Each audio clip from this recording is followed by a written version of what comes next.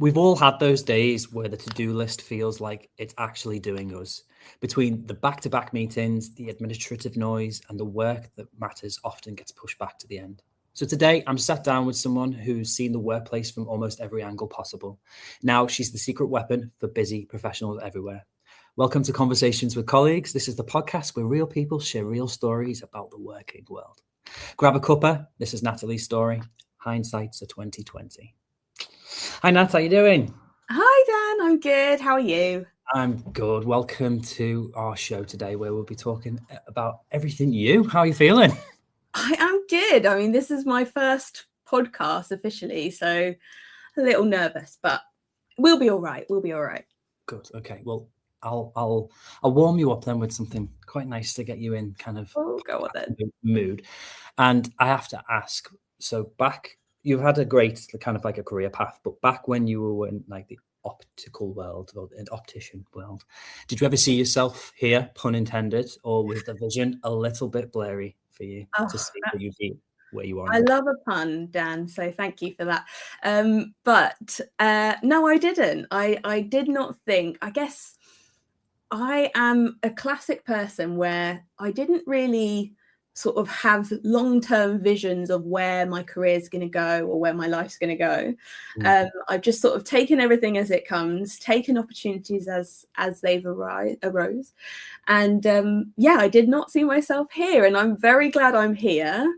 And I'm very happy with sort of the decisions I've taken. Some mistakes along the way, of course. But yes, I'm buzzing. Good. Well, like you said, you've got to make your mistakes because you learn from them a hell of a lot better than you would by just being perfect all the time. So unfortunately, don't follow my process and be perfect. I mean, we strive for perfection, but it's just unattainable. So for those who obviously aren't aware, we've known each other for probably about a year or so when you were account manager for us working with a HRIS platform. Uh-huh.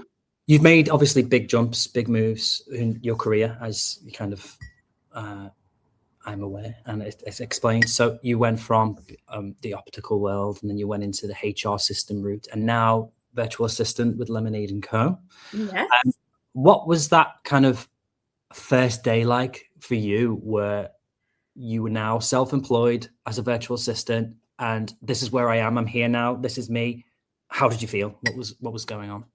Terrified. That was my follow-up. In one word. No, terrified, definitely. But I also, it wasn't really like a day one experience, because I think I made a big mistake just initially anyway. I thought I was sort of preparing for a launch. I thought I was going to launch last week. Turns out it was school holidays and all my childcare plans just fell through. So scrap that and have launched this week. So I guess from this week, I can tell you I was terrified. But I also feel like I've had some really good highs already. I've attended some networking. I've got this lovely podcast that I'm on. So there's highs and lows, but I'm going to take lessons from everything. And I'm sort of going in with that positive mindset. So we will see. But terrified is definitely a good word to start with.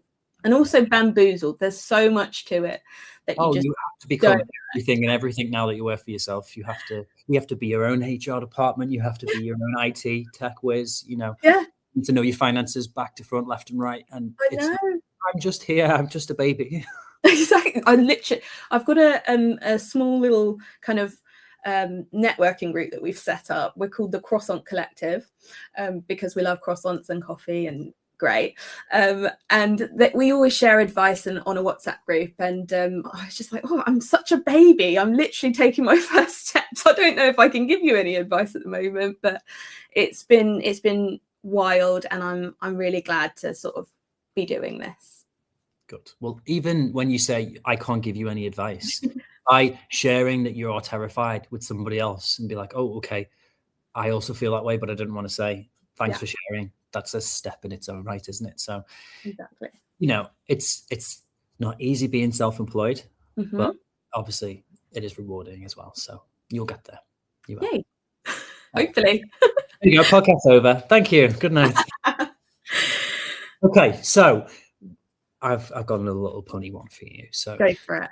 So you were working for a HR platform company, and you were in kind of the corporate world. But then, what was it? What was that step for you? What was that that moment where that lemon, that sourness that happened in your corporate career that made you finally decide that you want to make your own lemonade, aka Lemonade and Co? That's again great pun, but also sort of a little bit why I have the name Lemonade, because it is about taking those bitter pills or whatever and making lemonade, taking those bitter lemons, making lemonade. And for me, it wasn't really anything in my kind of working life as such. There wasn't anything I'm running away from. It was more kind of, I felt like I wanted more kind of autonomy, and I keep using this phrase with people that I wanted to sort of die by my own sword, and make the decisions myself. And if they fail, they fail. If they succeed, then it's all the sweeter as well. So I also really like lemons, can I just say? So maybe it's my kind of Lebanese heritage where we put lemons in everything. But yeah, I just think that you can always turn something into something really sweet. And I thought this is a great opportunity for me to do that. I'm really passionate about what I do and helping people, and particularly helping small businesses or HR consultants or any founders.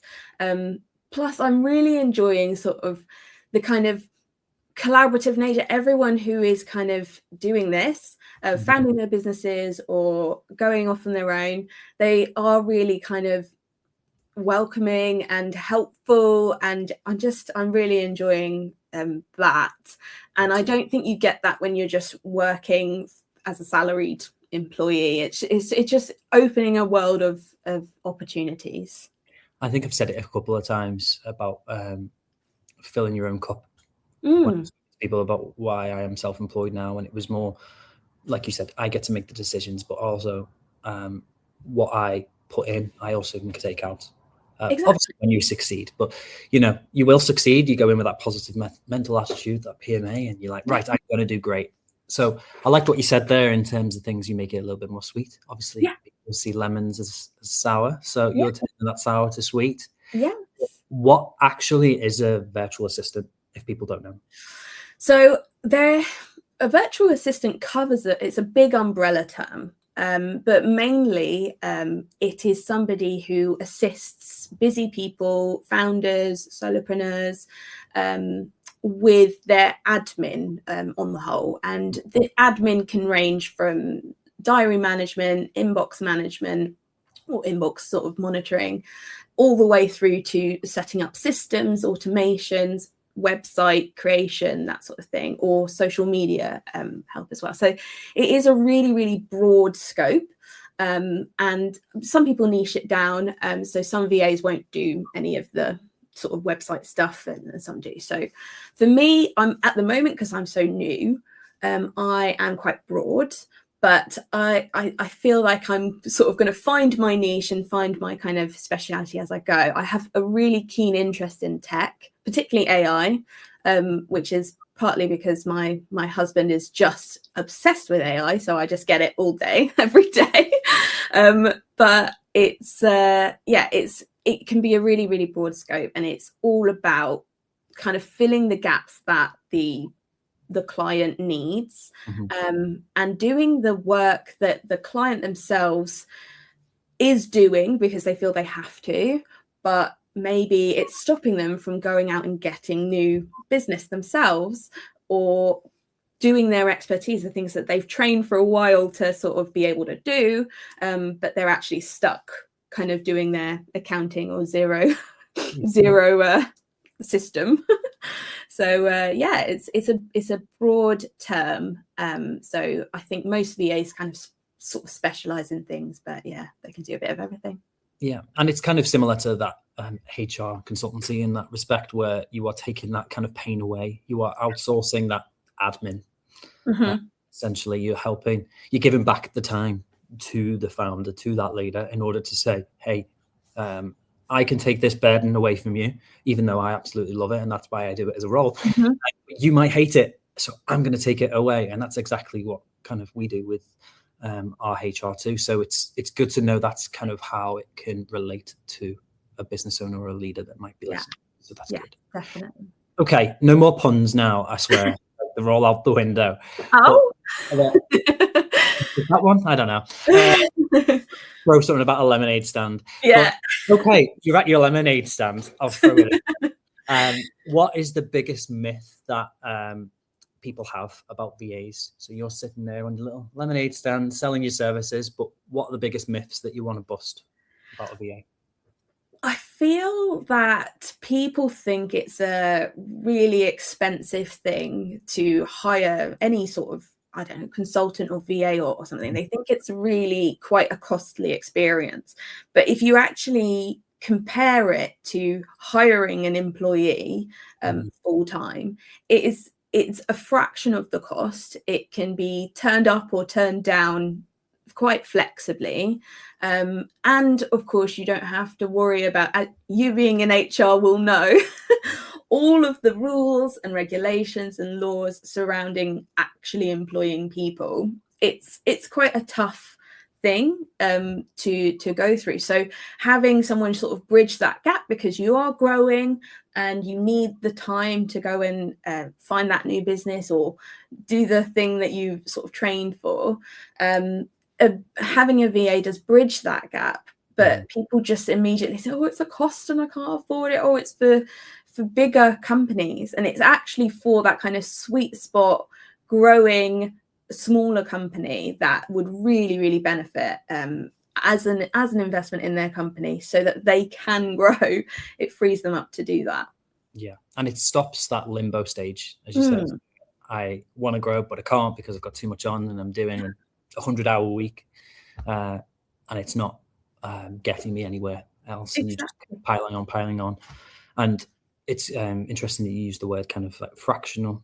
Obviously, in the HR world and finance world, etc., like outsourced is fractional HR, fractional finance director. Yeah. This is very much a fractional administrative tool or admin manager in respect. You can look at it that way too. Is it's more than just being an assistant. It's more. This is not an assistant. This is the help. This is my to help me get to where I need to get to. And yeah, so it's quite it's an interesting journey of finding that sweet spot and having those companies that are not able to hire, as you mentioned there, because they don't know what that cost would look like, or they just want to take that jump into hiring their first employee. Taking somebody as an outsourced is that kind of brilliant option. Obviously, with the rise of national insurance, the tax, just to employ somebody is becoming so expensive now. That's why a lot more people are looking for that outside assistance and help. So. And with the maths doesn't lie, because getting a VA, again, initially people see it as a cost, but it is so much more cheaper than hiring somebody new. But also, if you think about it in terms of your own time, usually people's founder's own hourly rate is a lot more than, let's say, a VA's rate. So again, it's just making sure you're spending your time doing the things that are actually going to help you grow and achieve your goals. So that's what it allows. Good. Well, this is being a founder myself, obviously, as you are. There's a lot of protection that people like to have, to be like, well, no, I can do that, so I don't need the service. But then obviously you end up burning out and doing the 100+ hours a week. Many business leaders struggle to kind of like delegate tasks in that respect. Why do you think that people find that guilt almost when they're trying to ask for the help, so they don't seek out somebody as a fractional? Yeah, it's a really good question. I personally, my own experience is, because you want so much to be the one making the decisions and you want the control, and your business is like your baby, isn't it? You're nurturing it, you're making sure it grows. And again, it's the whole very much your owner, like you own it. So I think when people need help, it's a struggle to sort of let go a little bit of that kind of control. But it's also, people think, it's not the case, but people think that if you're asking for help, it means that you've sort of failed, or you're not able to manage it, or it's just too difficult. And that's not the case. It's, if people just sort of spun it around a little bit in terms of their thinking, that I'm not asking for help because I can't do it. I'm asking for help because I know that that's going to better manage the time, because time is money. You've only got this certain amount of hours in the day, in the week. Yeah. And I want to better manage and delegate so that I can actually have a successful business, or grow it even further. On the other hand, we have then the people that they're not asking for that help. So they're struggling in what they're doing. So why do we think people struggle through their admin to make them feel like they are being productive? I genuinely think it's because they get stuck into it a little bit, and they might not even realize, so that they might not even realize that they are sort of getting into it and spending all of this time that they could be spending somewhere else. Some people don't realize what VAs are, so thank you for letting me explain. So they don't realize that you can get external help from a VA, from HR consultancy, from all sorts of different kind of freelancers. And so they just kind of do it themselves, and that's it. The time's already gone, the time's already wasted. They haven't been able to sort of see the other way of doing things, and kind of, yeah, it's almost a bit late. And then they get stuck into a rut, and they're doing it, and they're doing it, and they're doing it. And then it becomes, oh, I don't know if they can do it the same way, or if they're going to put as much care into it. But yeah, that's what I think. And when you kind of just go into autopilot, then you're just like, well, I'll just keep on doing it because this 100 hours a week is working for me. Bam, bam, bam. This is my business. You know, the train keeps on chugging. When we had a VA, I have a creative brain in my mind, so I'm telling myself. And in my creative brain, I cannot start at the beginning. So what was very useful for me when we had a VA was very much gather the context, gather the research, and put it all kind of like together for me. And if it was, for example, producing a flyer, even doing, business cards, like some small tasks like that, but it was just gathering it there, putting it in front of me. And then that still gave me the opportunity to be creative and still have that oversight. So I'm not completely losing control, but that 100-hour a week now has gone to 99 hours because I was spending an hour doing that research, and not just 1% better. Yeah. Just kind of let me take a breath and let me go, oh, okay. Exactly. And even if you take that hour just to have a bit of space, breathing space, to just think and decompress, that is also really, really valuable and really productive to sort of have into your day as well. I mean, the amount of times I've heard people saying, oh, I couldn't get round to it, so then now I'm on a Sunday just typing away, and it's just like, oh God,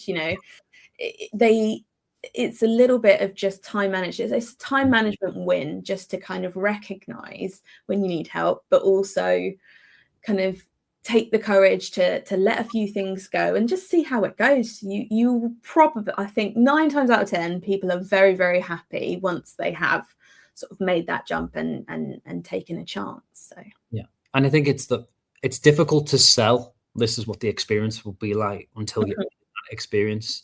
Yeah. It's kind of it's two-pronged in that way. It's like, just give it a go, give it a try, and maybe that's like the British stiff upper lip, be like, no, it's fine, I'll just carry on being me, and just chug along that trade. But the question that I've got attached to that then is, what do you think one thing that leaders, business owners, etc., will miss when they bring on a VA? Good question. I would say, just based on, again, my experience and sort of seeing it firsthand and obviously experiencing it myself, it really, really matters when you hire a VA to provide them with a very detailed brief and a bit about what your expectations are. So that, I think, is where that things can go a bit wrong, is if there isn't much of a brief, or there isn't any pointers or direction, and the VA is just supposed to mind read and sort of figure it out. And you know, they probably will, but again, it might not then meet those expectations of the business owner. So that's what I would say. It would just be good communication and setting it up to succeed, rather than just sort of like, all right, that's it, wash your hands of it, you're done. Yeah, it's about sort of setting it up. It's a little bit like when you hire a new employee. If you just hired somebody, I have seen this happen before. If you just hire somebody and just say, right, off you go, you know what you're doing, we hired you because you know what you're doing, that's going to fail, and that's going to lead to, you know, a bad relationship with that employee, and you know, and it's not a great situation to be in. And again, just a little bit of work at the beginning will then get everything set up correctly and everyone's happy, and then that's the most productive that you can be in that situation. Yeah, and like, you put it perfectly there in terms of treat it as an employee. They can't read your mind. Set those expectations. Give us something to work with.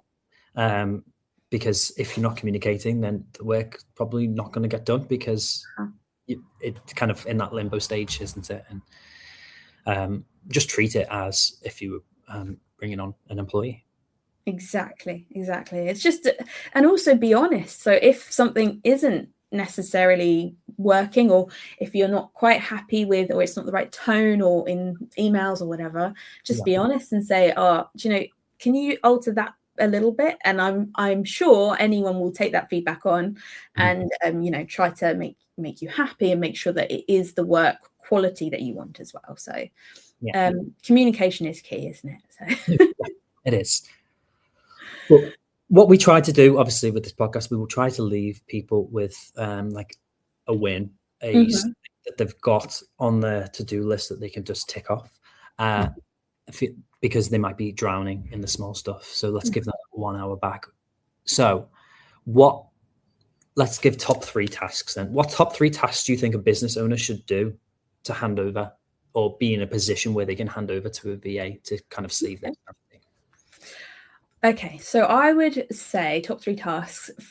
First thing to do is, if you're sort of feeling like you're drowning, or if you feel a little bit of overwhelm, or if the thought that is, oh God, I've got to do that, or I'm going to put that off, or blah, blah, blah. If any of those sort of thoughts are swelling around your head, that's when I would say, right, stop, write everything down, or type it, or voice note it, or whatever people use these days. A lot of people are a fan of the voice notes. Get that all written down, and then look at that and say, I think I can give that to somebody else, or I think I can get that. And really honestly ask yourself if you can give that to somebody else to do, so that you can just free up your time, just so that you can have a bit of space and think. And then let somebody help you. That is it. It's, or even just ask for a chat with someone and just sort of see if anyone can help you, and open your mind and give it a try. That's what I would say. Exactly. And for me, one thing that I like to do if I was planning this out or mapping this out is exactly what you've said. Get the list out together. Mind maps work well as well, in terms of, okay, this is what I can do. This is what I can defer. This is what I can delegate. And this is what I can completely ditch.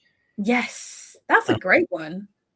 So that's what we like to do ourselves. And it's 9 times out of 10, I want to ditch the lot, you know, it's because I want to free up my time with things that are valuable, or things that are going to bring in that paid work, essentially, because that's why we set up a business, to get paid, to make money. Exactly. Yeah. So it's really productive to reflect on what you're doing in product development, so software development. There are it's worked into sort of the routine to reflect on the previous period very, very often, actually. And yeah, it might take an hour to do that, but you're taking an hour. What worked, what didn't work, what can be ditched, what can be delegated. As you say, it's the organization which then allows more time, because you're spending less time just sort of like panicking or faffing around or doing stuff that you could have delegated. Exactly. Yeah. So what's the one thing then that you would share with listeners, with viewers, that can make their day slightly better, slightly lighter? Is there a tip or a trick that you might have? I don't know if this is like a very obvious trick or tip, but it would just be making sure you book in time into your diary to break, to have a break. I mean, whether it's a lunch break, so you make sure you go eat, whether it's just a quick 15 minutes every day to go have a walk.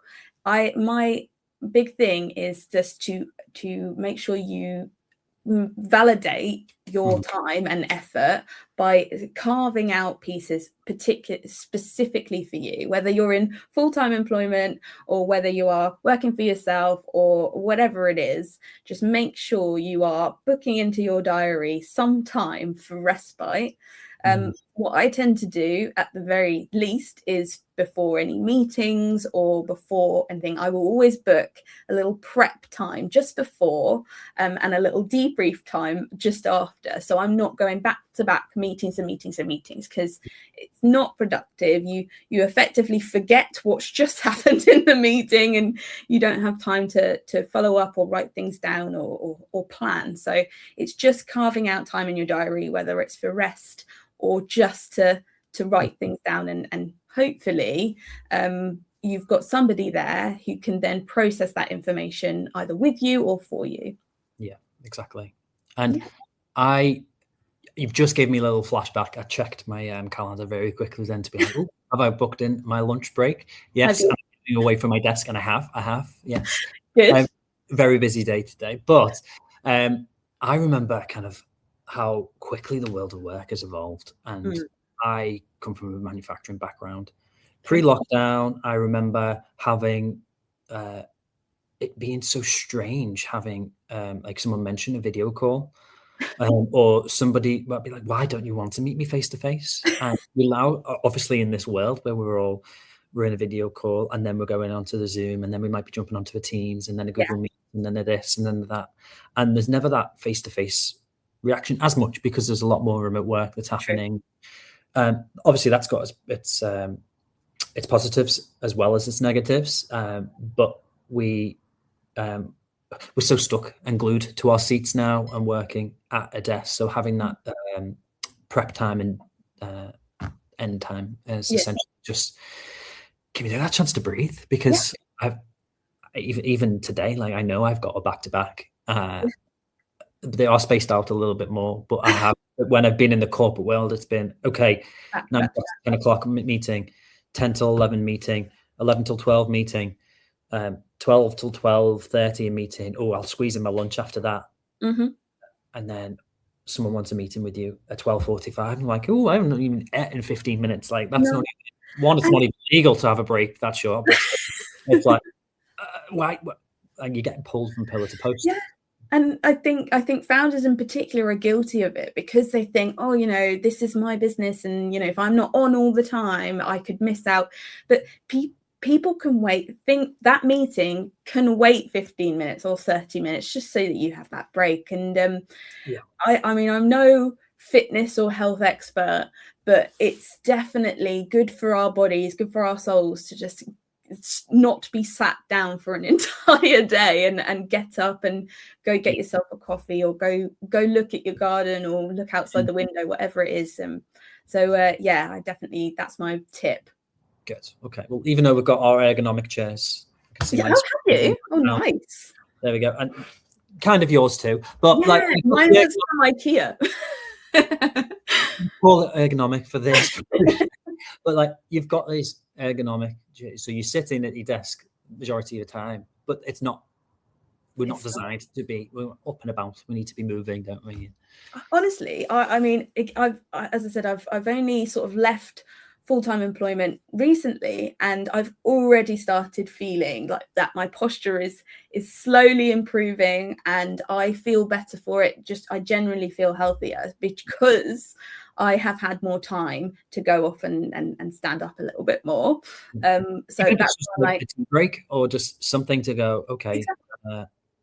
I'm gonna go and do this now, or I'm gonna go do this instead. That just requires me to get out of this room that I'm in. So totally, definitely. Brill. Okay, so we've all come to an end now, but is there anything you wish to shamelessly plug and share with our audience? My Lemonade and Co business, please, if that's okay.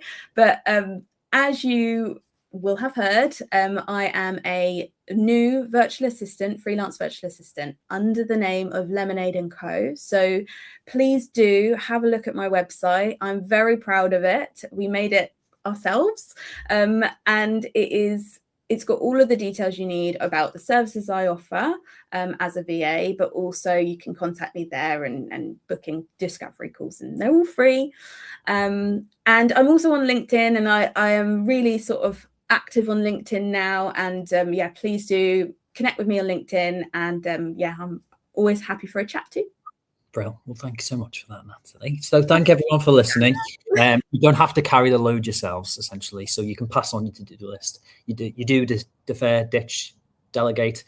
I hope this helps with everyone listening's to-do list with their fresh pair of eyes. There you go. See, there was another pun in there. Amazing. So don't forget to subscribe, everybody, and join us next week. Please finish your cuppa and delegate that one task you've been dreading. And we'll see you next week. Thanks, Natalie. Thank you. Thank you.